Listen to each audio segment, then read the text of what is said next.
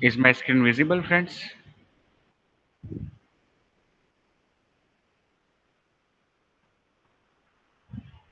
Is it visible? Yes, sir. Okay. So, yes, it is just an introduction which we discussed yesterday that JSP is a mechanism in which we write some HTML code and mix Java code with that regular HTML code. And in a normal manner, we have different ways of writing Java code in JSP page. को आप compare करवा सकते हो, मतलब जो PHP का code, PHP का page आप लिखते थे प्रीवियस सेमेस्टर में, कि देखने में पूरा अपने को एचटीएमएल जैसा लगता है और बीच में कहीं कहीं पे हमने पीएचपी टैग एम्बेड करके फिर पीएचपी का कोड लिखा होता है।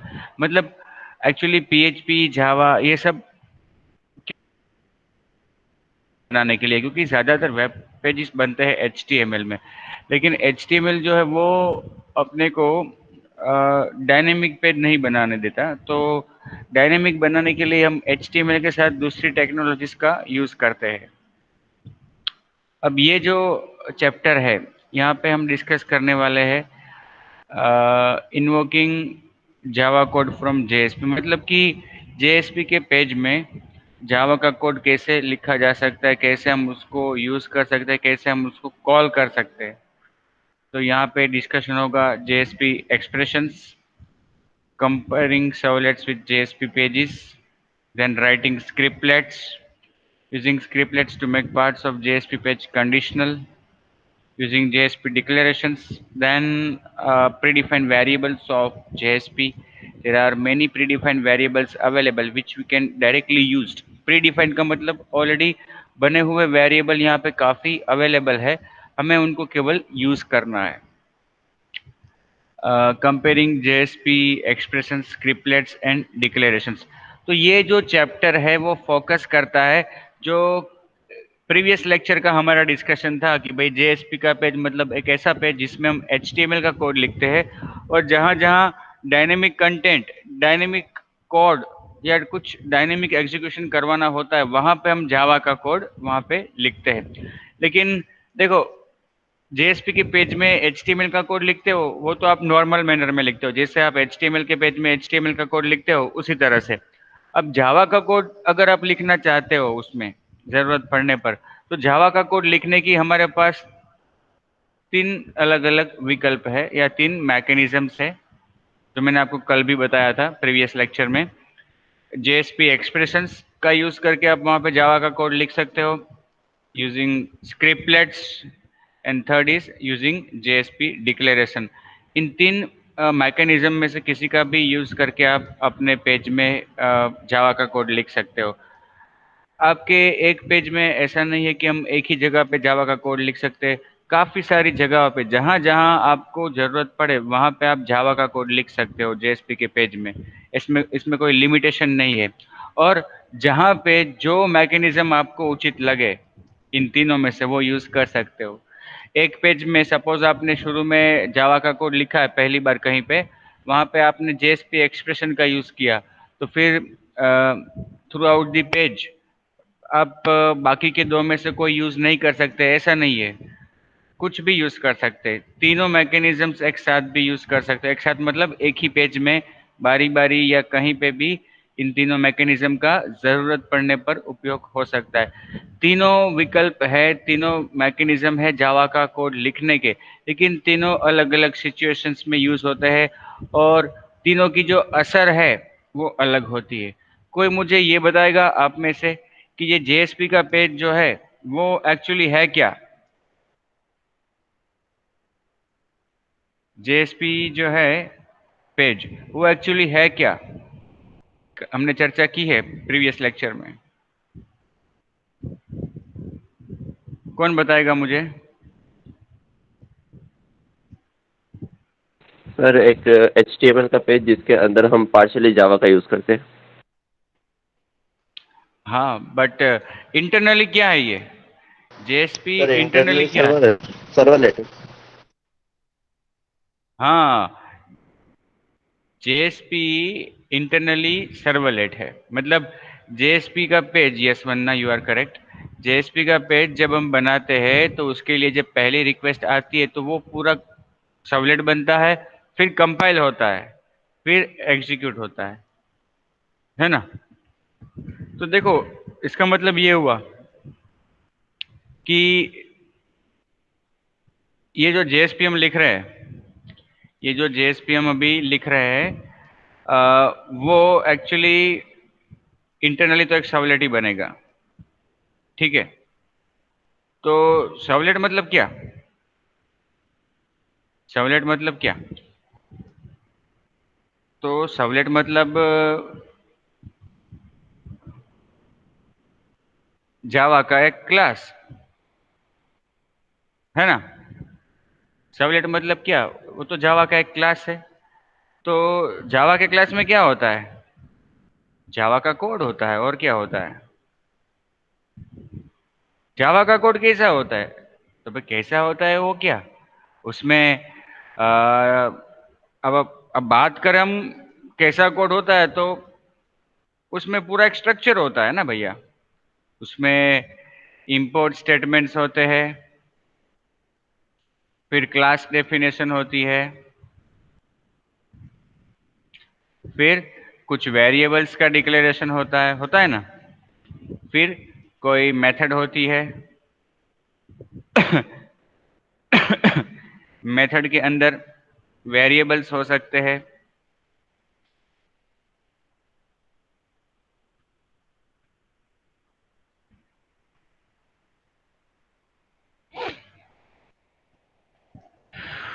मेथड के अंदर वेरिएबल के डिक्लेरेशन हो सकते हैं, फिर कुछ प्रोसेसिंग का कोड हो सकता है, फिर कुछ डिस्प्ले करने का कोड होता है, या आउटपुट। फिर ये प्रोसेसिंग, मतलब कि प्रोसेसिंग में क्या होता है? प्रोसेसिंग में तो भाई कोई भी ऐसा कोड कि जो हम लिखकर एग्जीक्यूट करना चाहते हैं, जैसे कि कंडीशनल स्टेटमेंट्स हो सकते हैं, लूप हो सकती है, डेटाबेस कनेक्टिविटी ट्रांजैक्शन हो सकते हैं, या फिर कोई और कैलकुलेशंस हो सकते हैं, मतलब हो सकता है। तो अपने जेएसपी के पेज से भी अनुवाद होके तो सर्वलेट ही बनने वाली है। उसमें तरह तरह के कोड हो सकते हैं, मतलब उसमें इंपोर्ट स्टेटमेंट्स होते हैं, उसमें इंस्टेंस वेरिएबल, स्टैटिक वेरिएबल्स के डिक्लेरेशन होते हैं, उसमें मेथड होती है, मेथड के अंदर भी वेरिएबल्स हो सकते हैं। प्रोसेसिंग मतलब ऐसा कोड कि जो केवल एग्जीक्यूट करवा ही करेगा, ऐसा कोड हो सकता है। और एडिशनली ऐसा भी हो सकता है कि हम कुछ डिस्प्ले भी करें। तो तरह तरह के कोड हो सकते हैं। प्रोसेसिंग करने का कोड हो सकता है, आउटपुट करने का कोड हो सकता है, या तो खुद कोई मेथड भी हो सकती है। जैसे डू गेट तो हम लिखते ही है सर्वलेट में। इसके अलावा ये भी मुमकिन है कि भाई डू गेट के खत्म होने के बाद मैंने अपनी खुद की एक मेथड बनाई सर्वलेट के अंदर, वॉइड कैलकुलेट समथिंग। तो ऐसा तो नहीं है कि ऐसी मेथड हम नहीं लिख सकते। वॉइड कैलकुलेट लिख सकते हैं ना, क्योंकि ये जावा में हम लिख रहे हैं मेथड। और कहाँ पे लिख रहे हैं? जावा के क्लास के अंदर। और ऐसा कहीं पे नहीं लिखा, ऐसा कहीं पे मैंने नहीं बताया कि भाई साउलेट वो जावा का क्लास है लेकिन वो बाकी क्लास से अलग है, इसके अंदर केवल डू गेट या डू पोस्ट को ही लिखना है और कुछ नहीं कर सकते। नहीं, ऐसा नहीं है। वो जावा का क्लास है, मतलब जावा के क्लास में जो कुछ भी हो सकता है वो सब हम कर सकते हैं, लेकिन हमें जरूरत पड़ेगी तो हम करेंगे, अदरवाइज नहीं। जो हमने कोर जावा में पढ़ा, क्लास के अंदर जो जो कुछ हो सकता है वो सब कुछ यहाँ पे भी हो सकता है। तो कहने का मतलब तरह तरह के कोड हो सकते हैं। मेथड का डिक्लेरेशन हो सकता है इस तरह से अपने क्लास के अंदर, अपने क्लास से कुछ हम आउटपुट कर रहे हैं कहीं से, कुछ प्रोसेसिंग कर रहे हैं कहीं पे, कुछ डिक्लेयर कर रहे हैं कहीं पे। तो ये तरह तरह के कोड होते हैं। और ये तरह तरह के कोड की हम बात, उसमें तीन चीजें हमारे सामने आती है। पहली चीज जो आती है वो है आउटपुट समथिंग, या डिस्प्ले। कुछ ऐसा कोड होता है कि जो कुछ आउटपुट करता है या डिस्प्ले करता है। दूसरा कोड होता है वो सपोज कुछ प्रोसेसिंग करता है, डिक्लेरेशन करता है, कंट्रोल स्टेटमेंट्स हो सकते हैं, और तीसरा जो है वो है खुद यूजर डिफाइंड मेथड्स हो सकती है, वेरिएबल्स डिक्लेरेशन हो सकते हैं। कहाँ पे? ग्लोबली, मतलब कि इंस्टेंस वेरिएबल्स। तो ये मुख्य तीन प्रकार के अलग अलग कोड हमारे सामने आए कि हम ऐसा कोड लिख सकते हैं अपने क्लास के अंदर जो कुछ आउटपुट प्रस्तुत करे, हम ऐसा कोड लिख सकते हैं कि जो कुछ प्रोसेसिंग करे, हम ऐसा कोड लिख सकते हैं कि जो खुद मेथड को डिफाइन करे। तो इन अलग अलग तरह के कोड के अनुसार हमें यहाँ पे एक्चुअली सर्वलेट में तीन मैकेनिज्म्स दिए गए हैं ये सब कुछ परफॉर्म करने के। ठीक है, तो ये हम तीनों बारी बारी डिस्कस करेंगे। Invoking Java code from JSP, JSP से जावा का कोड कैसे इन्वोक करें। There are number of ways to generate dynamic content from JSP. Each of these has its legitimate place. अब देखो मैंने बताया ना आपको कि जावा जेएसपी में से जावा का कोड लिखने के अलग अलग विकल्प है, लेकिन हर विकल्प की, हर प्रकार की अपनी खुद एक वैलिड जगह है कि जहाँ पे हम उस मैकेनिज्म का यूज करेंगे। जो अलग अलग विकल्प है हमारे पास जावा के कोड लिखने के, उसमें से कौन सा विकल्प कब यूज करना वो परिस्थिति के अनुसार और जगह के अनुसार हम सोचेंगे। Which approach to use depends on the size and complexity of the project. कौन सा मैकेनिज्म कब यूज करना ये हमारे प्रोजेक्ट या एप्लीकेशन पे निर्भर करता है। When the Java code is short, it's fine to put in the JSP, but when the code contains large blocks, putting them to JSP make hard to maintain, hard to debug and hard to reuse.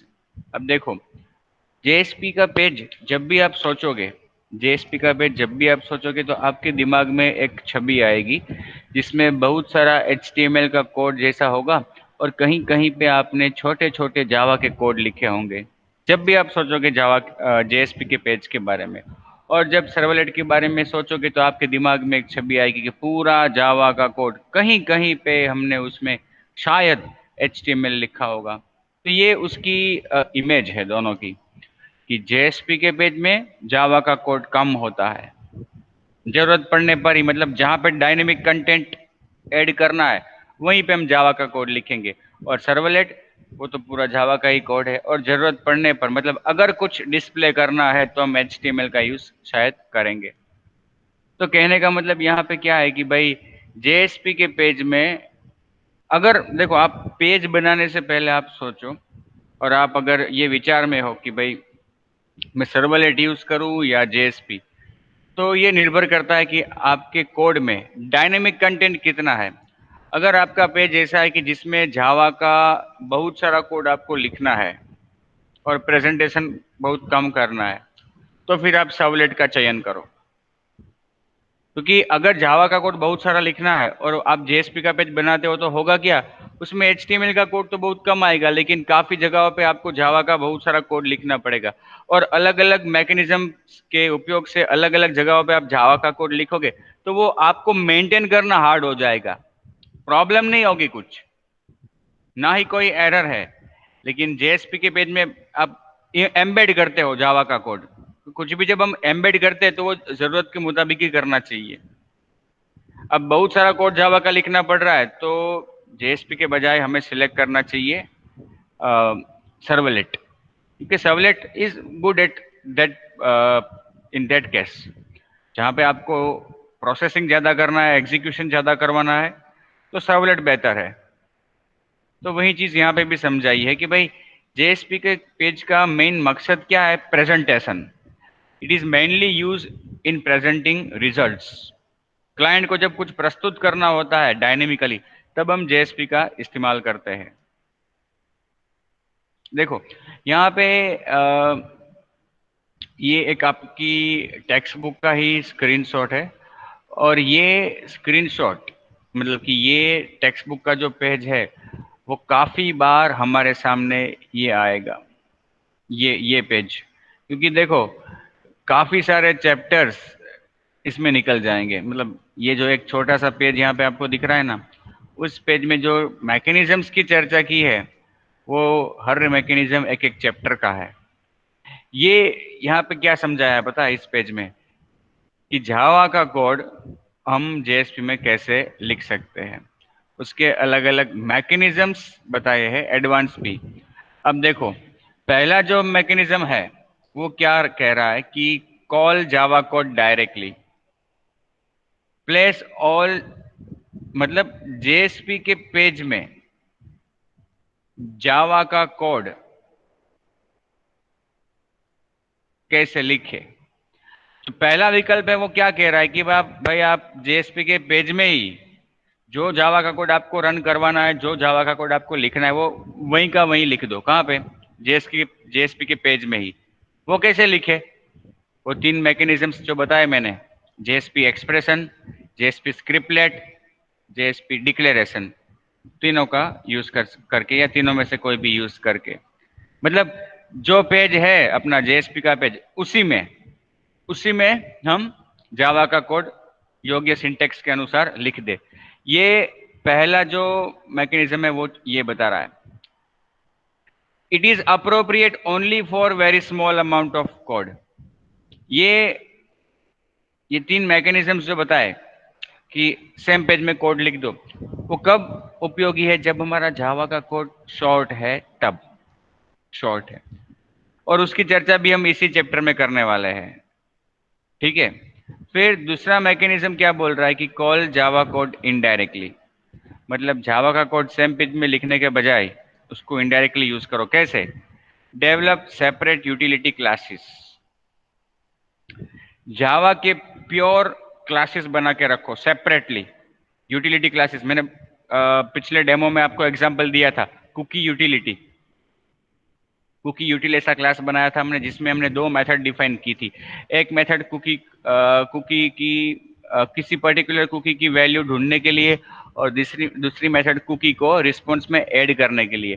तो यहाँ पे ये दूसरा mechanism वो कह रहा है, अगर आपका कोड ऐसा है कि जो आपको काफी सारे पेज में जरूरत पड़ सकती है और वो कुछ यूटिलिटी प्रोवाइड करता है, तो उसको आप एक प्योर जावा का क्लास बना के सेपरेटली रख दो, कंपाइल करो, कंपाइल करने के बाद उसे इंपोर्ट करो, इंपोर्ट करके जेएसपी के पेज में यूज कर सकते हो। तो आपको तो ये विचार आएगा कि भाई इंपोर्ट कैसे करें। इंपोर्ट तो हम जावा के कोड में करते हैं जनरली, जो जावा का फाइल होता है डॉट जावा वाला, उसमें हम इंपोर्ट स्टेटमेंट लिखते हैं। ये तो जेएसपी है, जेएसपी के पेज डॉट जेएसपी से। तो इसमें इंपोर्ट कैसे लिखे, कहाँ पे लिखे? बट फ्रेंड्स मैंने आपको बताया कि जेएसपी का पेज है तो इंटरनली सर्वलेट, मतलब एक जावा का क्लास, तो वो सब कुछ हो सकता है उसमें। जो हम जावा के नॉर्मल क्लास में कर सकते हैं वो सब कुछ जेएसपी में भी हो सकता है। तो कहने का मतलब जेएसपी के पेज में भी हम बहुत सारे दूसरे क्लासेस को इंपोर्ट कर सकते हैं। वो देखेंगे कैसे कर सकते हैं, लेकिन कर सकते हैं। तो दूसरा मैकेनिज्म ये कह रहा है, insert into JSP page only the Java code needed to invoke the utility class। अब JSP के पेज में आपको क्या करना है, केवल वो जो सेपरेट क्लास बना के रखा है आपने, उसमें जो सुविधाएं जो यूटिलिटी आपने रखी है उसको कैसे कॉल करे, बस वही कोड लिखना पड़ेगा जेएसपी के पेज में। सपोज कि आपको जावा का कोई ऐसा कोड लिखने की आवश्यकता है कि जो 100 लाइन्स का है, और काफी सारे जेएसपी पेज में उसकी आपको जरूरत पड़ने वाली है, ठीक है। तो वो 100 लाइन का कोड हर जेएसपी के पेज में लिखने की बजाय आप सेपरेटली एक जावा का क्लास बना के उसमें किसी मेथड के अंदर लिख दो, उस क्लास को कंपाइल कर लो, तो वो क्लास कंपाइल हो गया। बस आप अब उस कंपाइल हुए क्लास को अपने जेएसपी के पेज में इंपोर्ट करो। इंपोर्ट करने के बाद वो 100 लाइन्स एग्जीक्यूट करवाने के लिए वो 100 लाइन्स आपने जिस मेथड में लिखी है ना, उस मेथड को केवल कॉल करना है। हो गया एक लाइन में वो 100 लाइन का एग्जीक्यूशन। Then use beans. तीसरा विकल्प जो हमें यहाँ पे दिया गया है वो है यूज बिन्स। अब बिन मतलब वो भी जावा का एक प्योर जावा का क्लास है, लेकिन पर्टिकुलर सिंटेक्स को पर्टिकुलर फॉर्मेट को अधीन होकर हम बनाते हैं। इस क्लास को बिन क्लास कहते हैं, और बिन क्लास का मेन पर्पस उसमें डेटा को स्टोर करने का होता है। बिन समझ लो एक डब्बा है, एक डिब्बा है जिसके अंदर हम कुछ संग्रह कर सकते हैं। Develop separate utility classes structured as beans. अब बिन जैसा कोई क्लास बनाने के बाद हम जेएसपी में हमें सिंटेक्स दी गई है जिसके जरिए हम बिन में रखा गया डेटा एक्सेस कर सकते हैं। JSP use bean, get property, set property. Again इसके लिए भी एक सेपरेट चैप्टर है। Use the MVC architecture. MVC architecture मतलब मॉडल व्यू कंट्रोलर। काफ़ी बार मैंने आपको ये एमवीसी के बारे में बताया है। आजकल जो एप्लीकेशंस बनती है वो एमवीसी आर्किटेक्चर के ऊपर आधारित होती है। ये जो एमवीसी आर्किटेक्चर है ना, वो कैसे काम करता है पता है? वो अलग अलग तकनीकों, अलग अलग टेक्नोलॉजीज को एकत्रित करता है, साथ जोड़कर जिसकी जिसमें निपुणता है, जिसमें बेस्ट है वो काम उसके पास करवाता है ना। मतलब कि हमने यहाँ पे देखा कि सर्वलेट जो है वो प्रोसेसिंग में पावरफुल है, जेएसपी जो है वो प्रेजेंटेशन में पावरफुल है। तो एमवीसी के जरिए हम क्या कर सकते हैं, हम अपनी एप्लीकेशन में जो प्रोसेसिंग करवाना है वो सर्वलेट के पास करवाएंगे, और जो प्रेजेंट करना है, आउटपुट करना है, वो हम जेएसपी के थ्रू करवाएंगे। तो प्रोसेसिंग आपने किया कहाँ पे? सर्वलेट में। तो कुछ रिजल्ट जनरेट हुआ, उस रिजल्ट को आपको डिस्प्ले कहाँ पे करना है? जेएसपी के पेज में। तो सर्वलेट में जनरेट हुआ रिजल्ट, वो डिस्प्ले करना है जेएसपी के पेज में। तो वो जो रिजल्ट जनरेट हुआ है उसको पहुंचाना पड़ेगा जेएसपी के पेज को। तो उस रिजल्ट को जो सर्वलेट में प्रोसेसिंग होने के बाद जनरेट हुआ है, उस रिजल्ट को एक डिब्बे में रखा जाता है, और फिर वो डिब्बा पास किया जाता है जेएसपी के पेज को। जेएसपी का पेज उस डिब्बे से जो रिजल्ट है या डेटा है उसको निकाल के प्रस्तुत करता है। तो वो जो डिब्बा है वो है बिन। तो ये MVC, model view controller. Model मतलब कि है, मॉडल मतलब क्या? जिसके अंदर डेटा है। वो कौन सी चीज है?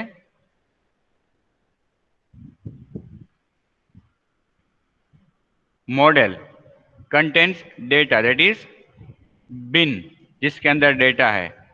व्यू मतलब जो डिस्प्ले करता है, that is JSP. And third one is controller, मतलब प्रोसेसिंग और कंट्रोल करता है, वो कौन है? सर्वलेट। तो एक अच्छी एप्लीकेशन बनाने के लिए एमवीसी को हमें फॉलो करना चाहिए, इम्प्लीमेंट करना चाहिए। तो ये भी एक मैकेनिज्म है जिसके जरिए हम जावा का कोड जेएसपी के पेज में यूज करेंगे। इसमें ज्यादातर क्या रहेगा? Very concise code. केवल जरूरत के जितना ही कोड लिखेंगे हम जेएसपी के पेज में, जावा का code. MVC, model view controller. Model यहाँ पे है बिन, जिसके अंदर डेटा रहेगा। व्यू यहाँ पे है जेएसपी जो प्रस्तुत करेगा, और कंट्रोलर वो है सर्वलेट की जो एप्लीकेशन को कंट्रोल करेगी, फ्लो कंट्रोल करेगी।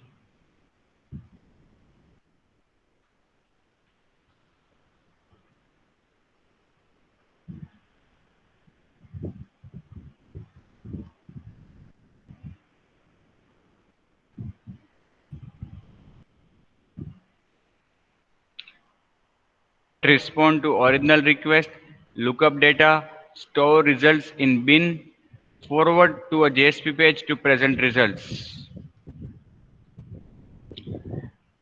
Next is use the JSP expression language.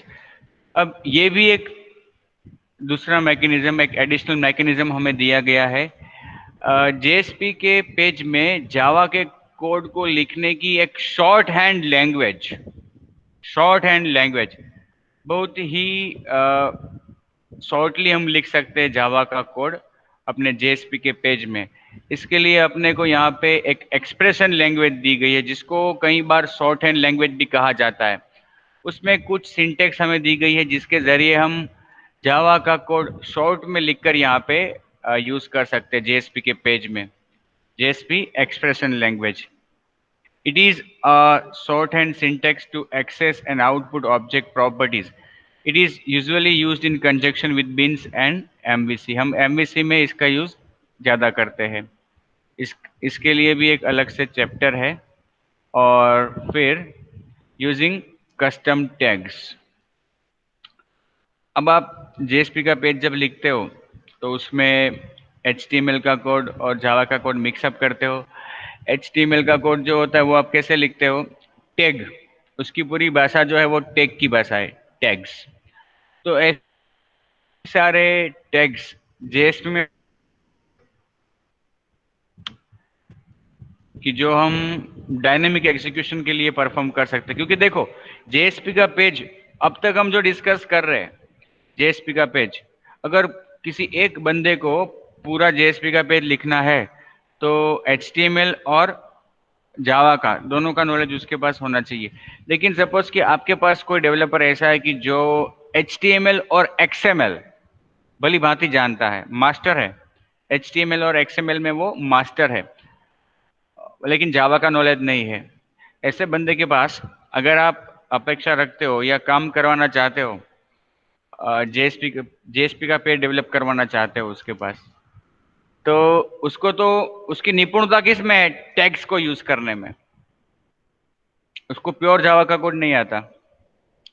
तो ऐसे केसेस में हम जेएसपी के टैग्स यूज कर सकते हैं, मतलब वो यूज कर सकता है। जेएसपी के कुछ ऐसे टैग्स आए हुए हैं कि जो इंटरनली पर्दे के पीछे हम ये फ्रंट एंड में जेएसपी के पेज में ये टैग्स यूज करेंगे, पर्दे के पीछे जावा का कोड रन होगा। तो ये भी हम कह सकते हैं एक शॉर्ट वे हुआ, एक शॉर्ट रास्ता हुआ जावा के कोड को लिखने का।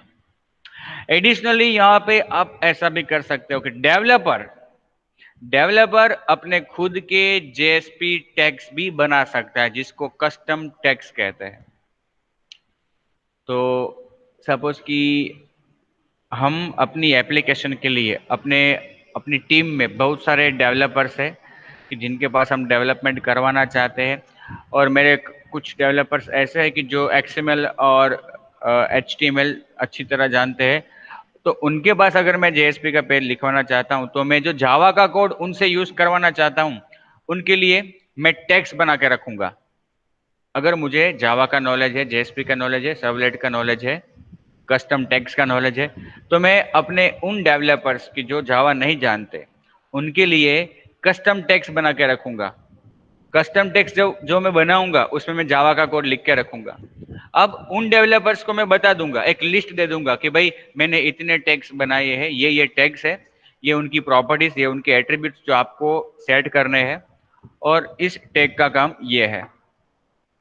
तो डेवलपर जब डिजाइन कर रहा है अपना जेएसपी का पेज, तो उसमें जरूरत पड़ने पर वो जो कस्टम टैग मैंने बना के रखे हैं उसको वो यूज करेगा। और जब वो यूज करेगा तो पर्दे के पीछे मैंने जो कोड लिख के रखा है जावा का वो रन होगा।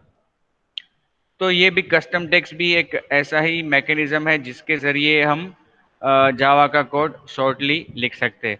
और ये टेक्स्ट बुक जो आपको दो टेक्स्ट बुक दी गई है यहाँ से, उसमें सेकंड टेक्स्ट बुक में ये कस्टम टैग का पूरा चैप्टर आया हुआ है। ये अब यही पेज मैंने आपको कहा ना शुरू में कि ये जो पेज अभी हम डिस्कस कर रहे हैं, ये जो स्क्रीनशॉट आपकी टेक्स्ट बुक का यहाँ पे हम डिस्कस कर रहे हैं, ये पेज आपके सामने कई बार आएगा। कई बार इसलिए आएगा कि सपोज कि अभी हम ये चैप्टर डिस्कस कर रहे हैं, तो ये पेज हमारे सामने आया और यहाँ पे लिखा है कि दिस चैप्टर। अब जब हम सेकंड चैप्टर डिस्कस करेंगे इसके बाद जो होगा मैकेनिज्म, उसके लिए ये भी इसी चैप्टर में। सपोज कि हम जब ये चैप्टर डिस्कस करेंगे तो उसमें यहाँ पे चैप्टर 14 के बदले क्या लिखा होगा? This chapter. अगेन जब हम MVC यूज करेंगे तो वहां पे भी ये पेज आएगा, लेकिन वहां पे क्या लिखा होगा? This chapter. बस इतना ही चेंज होगा। हर जगह पे ये पेज मैंने स्क्रीनशॉट इसका रखा। तो friends, has anybody any doubt in this discussion of how to put JSP code in Java code in JSP page?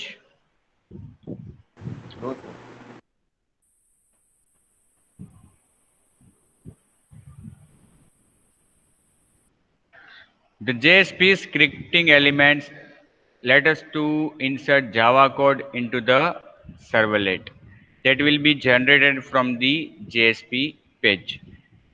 तो JSP स्क्रिप्टिंग एलिमेंट्स का उपयोग करके हम इस JSP के पेज के अनुवाद से जो सर्वलेट बनने वाली है उसमें जावा का कोड रख सकते हैं, जावा का कोड इंसर्ट कर सकते हैं। तो there are 3 forms of such mechanism. JSP expression कि जिसकी सिंटेक्स कैसी होती है, less than, percentage, equal to, फिर आपका जावा का code, again at the end percentage, greater than. JSP another one is JSP scriptlets. इसका जो सिंटेक्स होता है वो ऐसा होता है, less than, percentage, percentage greater than. यहाँ पे एक्सप्रेशन में हम इक्वल टू लिखते हैं, यहाँ पे ऐसा कुछ नहीं लिखते, डायरेक्टली लेस देन परसेंटेज और एंड के वक्त percentage and greater than. And declaration जो less than percentage than exclamation sign, फिर आपका फील्ड या मेथड का डिक्लेरेशन और फिर percentage and greater than. 3 mechanisms है, 3 सिंटेक्स है। पहली सिंटेक्स हमने यहाँ पे देखी,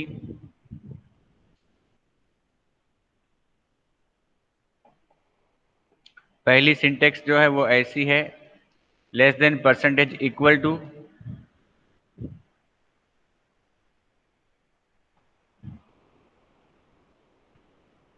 फिर कुछ कोड आपका और फिर अंत में परसेंटेज ग्रेटर देन। दूसरी सिंटेक्स लेस देन, परसेंटेज, आपका कोड, फिर percentage greater than. Third syntax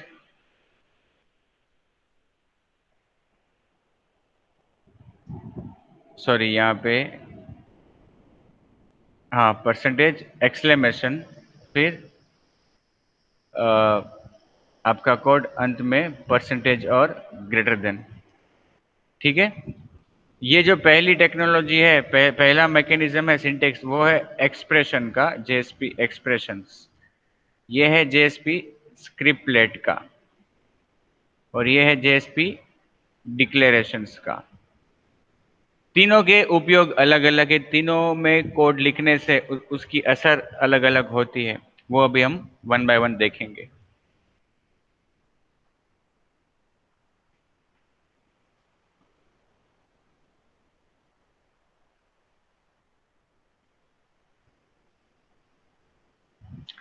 Amount of Java code in JSP.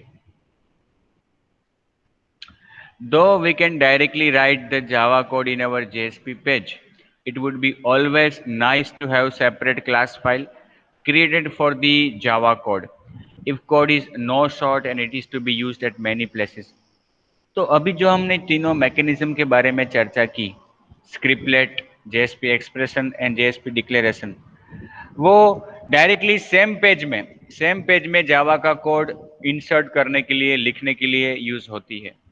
लेकिन फिर भी अगर आपको जो जावा का कोड लिखना है वो ऐसा है कि थोड़ा बड़ा है, मतलब देयर आर मेनी, और अगर वो कोड ऐसा है कि जिसको आपको काफी अलग अलग JSP के पेज में यूज करना पड़ सकता है, तो उसको डायरेक्टली इंसर्ट करने के बजाय आप सेपरेट क्लास बना के, सेपरेट यूटिलिटी क्लास बना के उसमें रखो। तो इसका एडवांटेज ये मिलेगा, एक तो आपका JSP का पेज छोटा हो जाएगा और एडिशनली उस कोड को आप काफ़ी अलग अलग जगहों पे अलग अलग JSP के पेज में यूज़ कर पाओगे, ये उसका एडवांटेज मिलेगा। So we can do one thing.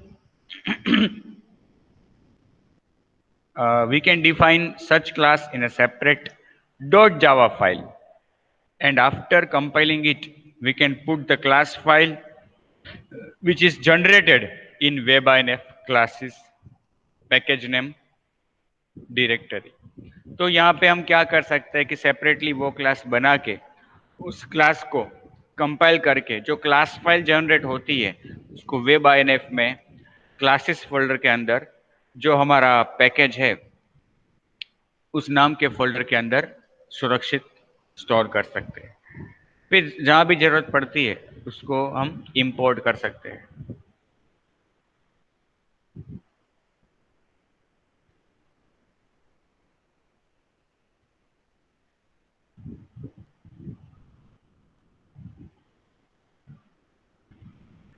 Now, any JSP can use the methods of that class. जो हमने सेपरेटली क्लास बनाया उसकी मेथड को कोई भी यूज कर सकता है और कोई भी JSP पेज यूज कर सकता है। This idea has benefits such as development becomes easier, मतलब कोड आपका सेपरेट जितना जहाँ पे होना चाहिए उतना ही कोड। जेएसपी का पेज केवल प्रेजेंटेशन के लिए है तो उसमें ऐसा ही कोड रहेगा कि जो प्रेजेंट करता है। प्रोसेसिंग का पूरा कोड आपने सेपरेट किसी यूटिलिटी क्लास के अंदर रख दिया। Compilation becomes easier. अब अगर ऐसे कोड में कुछ चेंजेस करने हैं तो वो चेंजेस केवल हमें एक ही जगह पे करना होगा, वो यूटिलिटी क्लास में, और केवल उसी को कंपाइल करना होगा। कितना कितना वर्क कम हो गया। डिबगिंग बिकम्स पॉसिबल, तो हम इजीली डिबग भी कर सकते हैं अब अपने उस कोड को। डिवीजन ऑफ लेबर, मतलब अब हम क्या कर सकते हैं कि जो जावा का डेवलपर है उसको हम वो काम दे देंगे कि भाई आप ये सेपरेटली ऐसा क्लास बना के रखो, और जो जेएसपी का डेवलपर है उसको हम उस यूटिलिटी क्लास को केवल यूज करने को और दूसरा डिजाइनिंग करने को कह सकते हैं। मतलब टीम में वर्क को डिवाइड इजीली कर सकते हैं हम। टेस्टिंग भी इजियर हो जाएगा। रीयूज, काफी सारे पेज में हम इसको यूज कर सकते हैं। ये सभी एडवांटेज मिलते हैं कब हम जब ऐसा जावा का कोड की जो लेंदी है, लॉन्ग है, और काफी सारे जेएसपी के पेज में यूज करना है हमें, तो उसे अगर सेपरेटली बना के रखे तो अपने को एडवांटेज मिल सकते हैं। या the importance of using packages. It is always a good idea to package our servlet and JSP. We might have created some utility classes or helper classes which are defined in some other source file. We would be interested in using these classes in our JSP page. So in order to reuse these classes in many other servlet and JSP, it is always nice to put such classes in a package so that they can be easily imported. Package बनाने के फायदे क्या है, ये तो हमें core Java में भी हमने पढ़ा है कि आपका ऐसा कोड कि जो आपको काफी सारी सर्वलेट और जेएसपी के पेज में यूज करना पड़ सकता है, तो उसको सेपरेटली पैकेज बनाकर उसके अंदर रखो, और ऐसे बहुत सारे क्लास उस पैकेज के अंदर रखने के बाद जहां पे भी जिस सर्वलेट में या जेएसपी के पेज में आपको जरूरत पड़ती है वहां पे डायरेक्टली आप उस पैकेज को इंपोर्ट कर सकते हो। ये एडवांटेज अपने को मिलता है।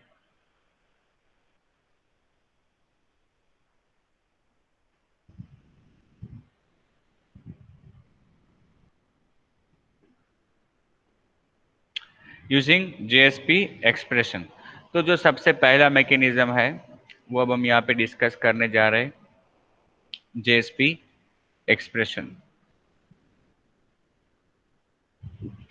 A JSP expression is always used to insert values directly in the output।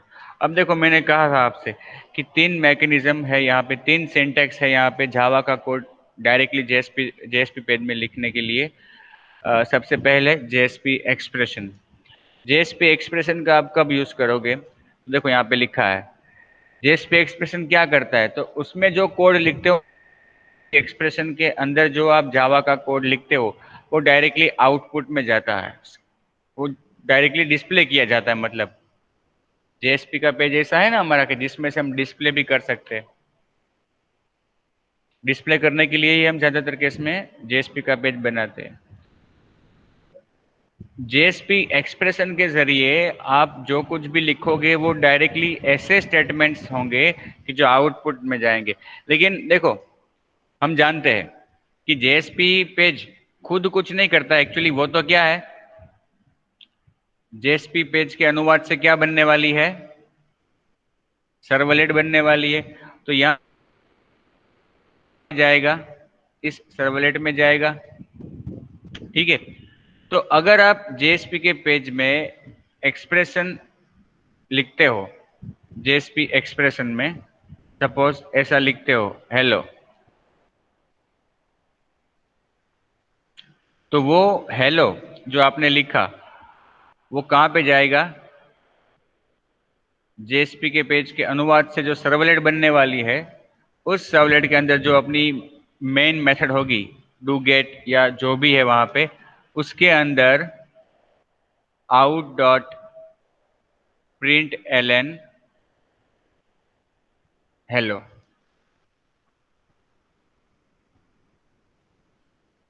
हमने ये यहाँ पे जेएसपी एक्सप्रेशन के यूज से केवल लिखा हेलो। वो हेलो जो सर्वलेट बनेगी उसमें कहाँ पे जाएगा, डू गेट के अंदर out dot print L N hello. और जब हम ये लाइन लिखते हैं इसका मतलब क्या होता है, हमने सर्वलेट में काफी बार ऐसा किया है। सर्वलेट में जब ऐसी लाइन होती है तो वो क्या करती है, वो डायरेक्टली ब्राउजर में कुछ डिस्प्ले करती है। ये आउट में रिस्पॉन्स का रेफरेंस है, रिस्पॉन्स की आउटपुट स्ट्रीम का रेफरेंस है। हम बनाते थे ना सर्वलेट में प्रिंट राइटर का ऑब्जेक्ट, उसके जरिए हम डिस्प्ले करते हैं प्रिंट एलन मेथड का यूज करके। तो वही चीज यहाँ पे होगी, हमने केवल इतना लिख के रखा और इंटरनली ये ऐसे होगा।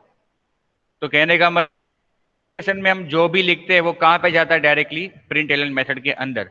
तो एक चीज हमें याद रखनी है कि एक्सप्रेशन में हमें ऐसा ही डेटा रखना है, ऐसा ही डेटा लिखना है कि जो कुछ दे, क्योंकि यहां से जो हम लिखेंगे वो डायरेक्टली प्रिंट एलन के अंदर जाएगा। अगर यहाँ पे हम ऐसा कुछ लिखे, यहाँ पे एक्सप्रेशन में, जेएसपी एक्सप्रेशन में हम अगर ऐसा कुछ लिखे कि जो नल या वॉइड है, कुछ है ही नहीं, तो वो यहाँ पे डिस्प्ले क्या करेगा, और तब क्या आ जाएगी, एरर। तो कहने का मतलब जेएसपी एक्सप्रेशन का यूज कब करना है हमें, जब कुछ डिस्प्ले करना हो डायनेमिकली तब, क्योंकि वो कहां पे जाएगा, प्रिंट एलन के अंदर।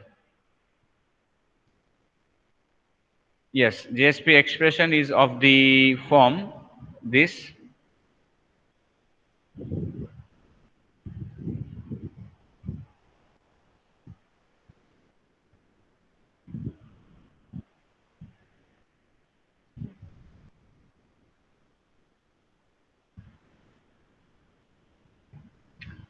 Yes, like this. Less than percentage equal to Java expression and फिर again percentage n. Whatever we write in this expression is evaluated at runtime, converted to string and inserted in the page. यहाँ पे हम जो कुछ भी लिखेंगे वो evaluate होगा, मतलब अगर कुछ प्रोसेसिंग है तो वो प्रोसेस होगी, और जो भी वहां पे अपने को डेटा मिलता है वो स्ट्रिंग में कन्वर्ट होगा और फिर जेएसपी के पेज में इंसर्ट किया जाएगा डायरेक्टली। फॉर एग्जाम्पल हम ऐसा लिखते हैं, देखो, new Java dot util dot date. अब देखो, जब हमने लिखा क्या जावा में, new Java dot util dot date. हम जब जावा में इतना कोड लिखते हैं, new Java dot util dot date, तो ये स्टेटमेंट क्या करता है, ये एक्सप्रेशन क्या करती है, ये एक्सप्रेशन एक नया ऑब्जेक्ट बनाती है। कौन से क्लास का, डेट क्लास का। और उस ऑब्जेक्ट के अंदर इंफॉर्मेशन होती है करंट डेट और टाइम की। तो कहने का मतलब ये स्टेटमेंट हमें कुछ देता है, ये स्टेटमेंट हमें कुछ रिटर्न देता है ना। तो इसको हम एक्सप्रेशन में लिख सकते हैं।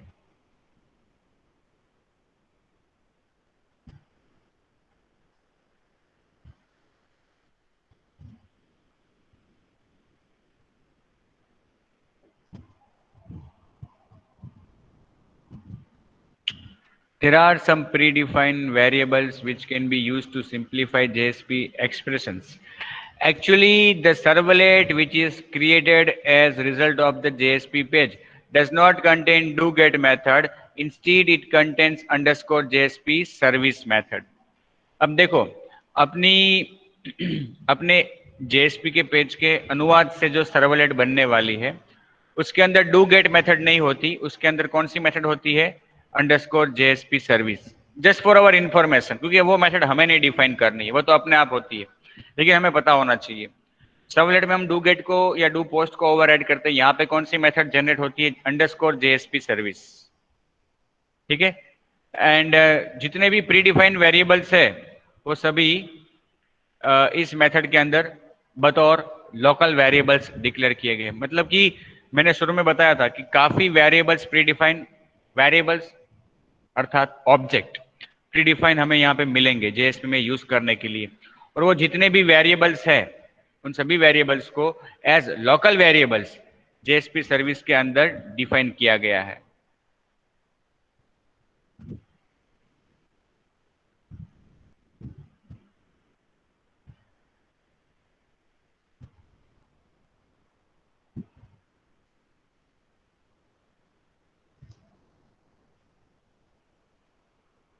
दिस वेरिएबल्स आर, तो ये जो वेरिएबल्स है कि जो हम यूज कर सकते हैं अपने जेएसपी के पेज में।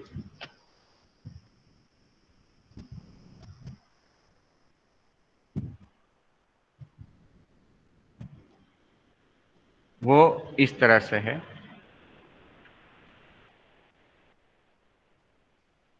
रिक्वेस्ट वेरिएबल, रिक्वेस्ट नाम का वेरिएबल हमें मिलता है प्री डिफाइन। वो एक्चुअली है क्या? एचटीटीपी सर्वलेट रिक्वेस्ट का ऑब्जेक्ट है ना, सब कुछ सर्वलेट जैसा ही। फिर रिस्पॉन्स नाम का वेरिएबल अपने को बना हुआ मिलता है, वो क्या है? एचटीटीपी सर्वलेट रिस्पॉन्स का ऑब्जेक्ट। सेशन नाम का वेरिएबल भी मिलता है, वो क्या है? एचटीटीपी सेशन का ऑब्जेक्ट, स्पेलिंग में मिस्टेक है। आउट नाम का ऑब्जेक्ट, वो क्या है? जेएसपी राइटर का ऑब्जेक्ट। देखो सर्वलेट में हम प्रिंट राइटर का ऑब्जेक्ट बनाते हैं, यहाँ पे जेएसपी राइटर का object.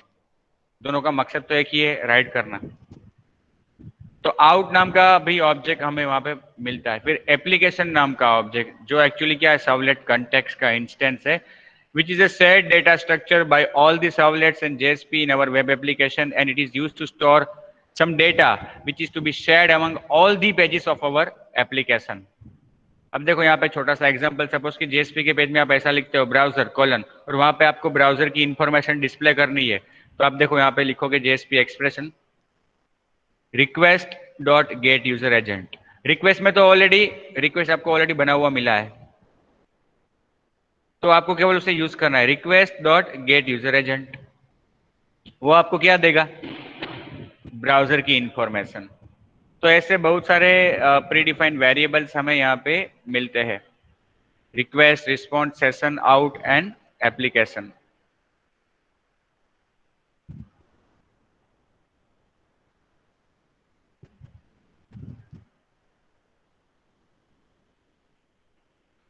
JSP servlet correspondence, JSP expression के नजरिए से JSP expression is evaluated and inserted into the output. Behind the scenes क्या होता है पर्दे के पीछे जब हम जेएसपी एक्सप्रेशन यूज करते हैं तब? The JSP page is converted to a servlet, we know. A class is generated which extends HTTP JSP base. अब देखो हम जब सर्वलेट बनाते हैं तो हम क्या करते हैं? एचटीटीपी सर्वलेट को एक्सटेंड करते हैं, लेकिन यहाँ पे जो सर्वलेट बनेगी जेएसपी के पेज के अनुवाद से जो सर्वलेट बनेगी वो किसे एक्सटेंड करेगी? एचटीटीपी जेएसपी बेस को। It is available in javax.servlet.jsp package. और ये क्लास कहाँ पे अवेलेबल है? javax.servlet.jsp पैकेज के अंदर। All the JSP expressions become print statements with no double quotes surrounding in the corresponding servlet. तो अपने JSP एक्सप्रेशन में हम जो भी लिखेंगे वो डायरेक्टली प्रिंट एलन स्टेटमेंट बनते हैं, प्रिंट स्टेटमेंट बनते हैं सर्वलेट में। जिसमें डबल कोट्स नहीं लगाया जाता। तो कहने का मतलब, अभी जो एग्जांपल मैंने आपको दिया था थोड़ी देर पहले एक्सप्रेशन का,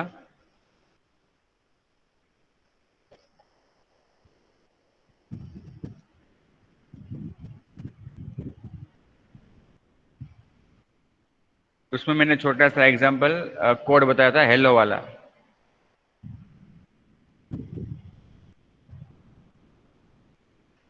ये एक्चुअली हमें यहाँ पे क्या करना होगा, ये अगर हम ऐसा लिखते तो डबल कोट्स में लिख के रखना होगा। यस, हेलो डबल कोट्स में, क्योंकि यहाँ पे कोई डबल कोट्स यहाँ पे नहीं लिखेंगे, दिए जाएंगे इसलिए। ठीक है।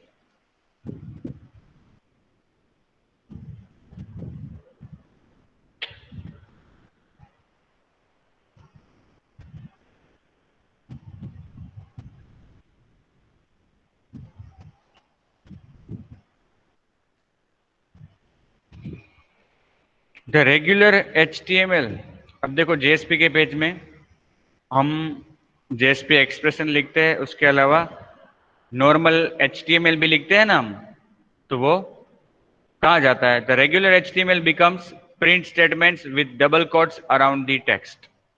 अपने अगर ऐसा लिखा है HTML अपने JSP के पेज में, तो वो एक्चुअली जो सर्वलेट बनेगी उसमें ऐसा होगा, out dot print double quotes में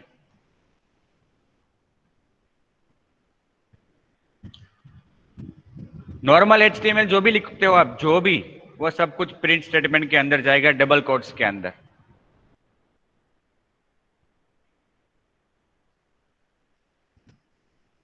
अब अगर आप, जो मैंने थोड़े दिन पहले आपको बताया था कि JSP का पेज हम लिखते हैं तो उसका अनुवाद होके एक सर्वलेट बनती है। अब अगर आप उस सर्वलेट को देखोगे तो आपको थोड़ा बहुत समझ में आ जाएगा कि क्या एक्चुअली ये जो सर्वलेट बनती है उसमें क्या होता है, कैसे कन्वर्ट होती है JSP के पेज में। Now, instead of placing these statements in do-get, they are simply placed in JSP service, which is called by the service for both type of request. जो भी रिक्वेस्ट हो, गेट हो या post हो, JSP के page की बात कर रहा हूं, तो हर केस में मेथड कौन सी कॉल होगी? JSP underscore service method.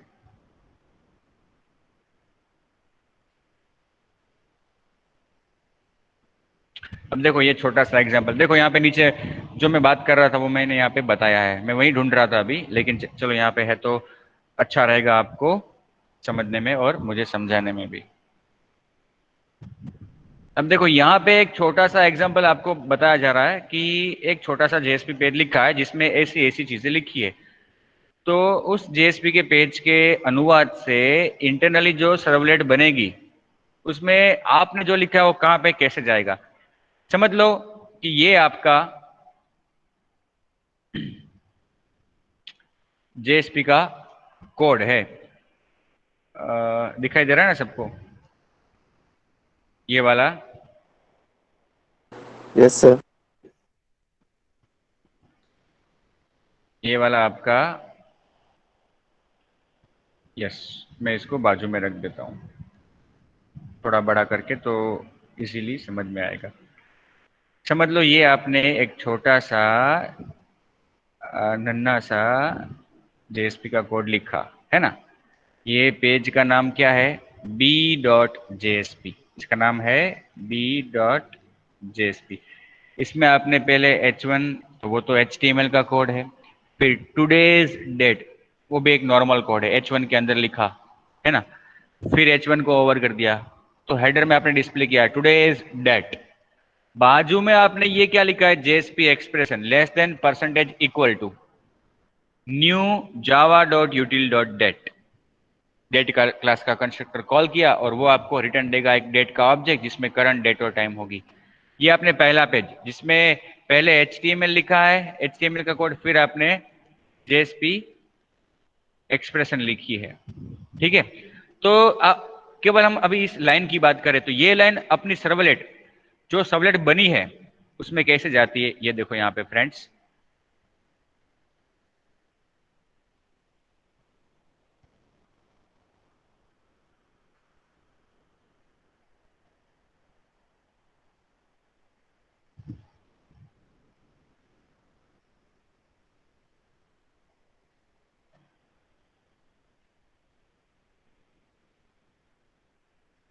देखो यहाँ पे जो मेथड है ना उसका नाम क्या है, underscore JSP service. Do get do post नहीं है, अंडरस्कोर जेएसपी सर्विस। उसमें जो आर्ग्यूमेंट पास होती है वो है H T T P servlet request का ऑब्जेक्ट, अच्छा है, H T T P servlet response का ऑब्जेक्ट जो सर्वलेट में होता है वैसा ही, दो आर्ग्यूमेंट रिक्वेस्ट और रिस्पॉन्स। और ये भी थ्रो करती है आईओ एक्सेप्शन और सर्वलेट एक्सेप्शन। अब देखो प्री डिफाइंड वेरिएबल्स की बात की थी मैंने कि थोड़े प्री डिफाइंड वेरिएबल्स वहां पे आपको मिलेंगे। देखो ये रहा एचटीटीपी सेशन का object null, JSP writer out is equal to null, ठीक है। इसके बाद out dot write, out dot write h1 today's date h1। तो ये क्या है, h1 today's date h1। हमने जो यहाँ पे लिखा HTML का कोड, वो HTML का कोड डायरेक्टली यहाँ पे डबल कोट्स में प्रिंट या राइट स्टेटमेंट के अंदर चला गया। ओके, फिर हमने क्या लिखा, फिर हमने जावा का कोड लिखा, new Java dot util dot date, new Java dot util dot date. तो वो जो जावा का कोड हमने एक्सप्रेशन में लिखा है, जेएसपी एक्सप्रेशन में, वो यहाँ पे प्रिंट स्टेटमेंट के अंदर गया और विदाउट डबल कोट्स वो डायरेक्टली वहां पे पेस्ट हो गया। तो कहने का मतलब जो हमने नॉर्मल एचटीएमएल लिखा वो डबल कोट्स में गया, और जो हमने प्योर जावा का कोड लिखा एक्सप्रेशन में, जेएसपी एक्सप्रेशन के यूज से, वो कहाँ पे गया, प्रिंट स्टेटमेंट के अंदर डायरेक्टली। उसी तरह से यहाँ पे सेकंड लाइन भी है, सेकंड लाइन में भी हमने एचटीएमएल का कोड लिखा है ये H2 वाला, तो वो एचटीएमएल का कोड डायरेक्टली डबल कोट्स में जाएगा। देखो यहाँ पे डबल कोट्स में H2, और फिर हमने क्या लिखा है, JSP expression math dot floor, math dot random multiply by 100। कोई भी एक रैंडम वैल्यू सर्च करके उसको 100 से मल्टीप्लाई करके उसका जो उसको कन्वर्ट किया इंटीजर में और डिस्प्ले करवाने का कोड लिखा। मतलब जेएसपी एक्सप्रेशन में हमने ऐसा कोड पास किया तो वो डायरेक्टली कहाँ पे जाएगा, प्रिंट मेथड के अंदर विदाउट डबल कोट्स। और ये जो कोड हमने यहाँ पे लिखा है वो हमें कुछ रिटर्न करेगा, और जो रिटर्न होगा वो क्या होगा, डिस्प्ले होगा। तो मैंने पहले भी कहा आपको कि जेएसपी एक्सप्रेशन में आप ऐसा कोड लिख सकते हो कि जो कुछ दे, जो कुछ डेटा उत्पन्न करे, वॉइड नहीं होना चाहिए, क्योंकि जो भी आप लिखोगे जेएसपी एक्सप्रेशन में वो डायरेक्टली कहां पे जाएगा, प्रिंट स्टेटमेंट के अंदर जाएगा, ठीक है। Has anybody any doubt friends? No sir. दूसरा एग्जाम्पल भी है जो हम अभी कल डिस्कस करेंगे, ठीक है।